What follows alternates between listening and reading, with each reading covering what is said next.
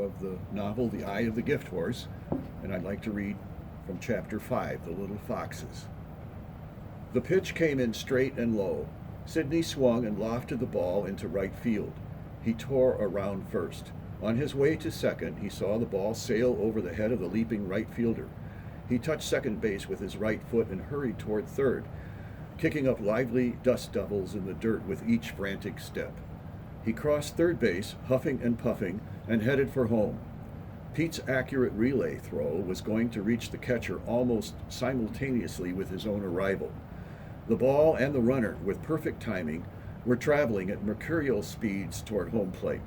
To avoid a collision, Sidney slid wide of the plate and reached back to touch it with his hand. The catcher caught the ball on a short hop in the little pocket in the middle of his pancake glove, and then applied a sweeping tag to Sidney's back as he slid by, safe by a mile. The opposing players looked surprised. His home run served notice that he was a better player today than he had been yesterday, and tomorrow he would be better still. The score was now 16-6, a slugfest, a rout, the best game yet. Arnold Phillips patted him on the head as he returned to the bench. Phil Dawson threw his hat in the air.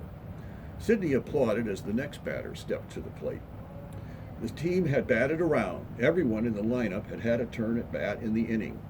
The pitcher stared with intense eyes at the boy in the batter's box, who held his wooden bat high in the air, perpendicular to the ground. The catcher framed his glove over the heart of the plate.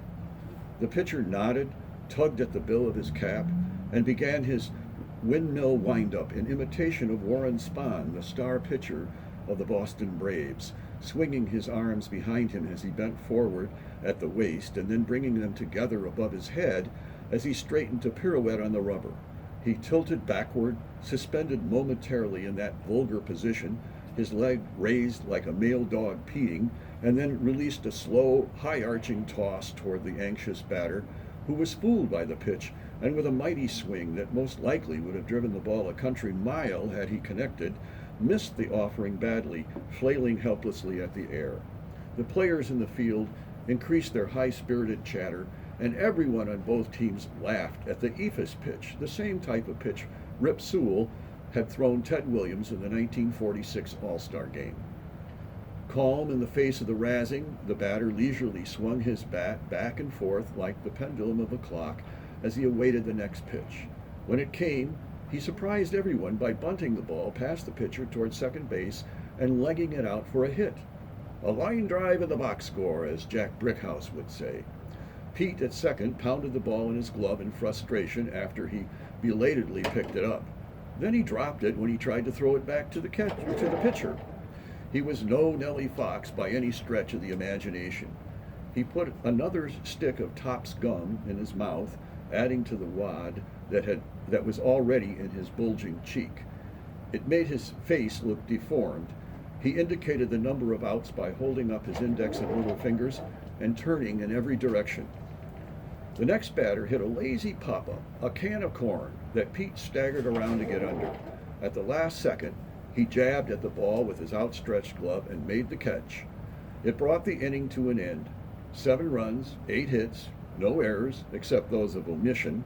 No one bothered to distinguish between a hit and an error. There were only runs, hits, and outs. Shoddy plays in the field were overlooked. Sidney grabbed his glove on the run and trotted to his position in the field at shortstop. As Pete passed by going the other way, he asked Sidney in mid-stride, "Did you see that catch? Wasn't it unbelievable? Nellie Fox saves the day again." Pete specialized in the art of pretending that he was the star second baseman of the White Sox, and he wouldn't let anyone forget it for long. His insistence wasn't nearly as funny as he imagined it to be. These pickup games of baseball were not so much real competition as ritual affairs. The players considered themselves, like Pete, to be equal parts child and man, and needed to be measured by 2 different standards.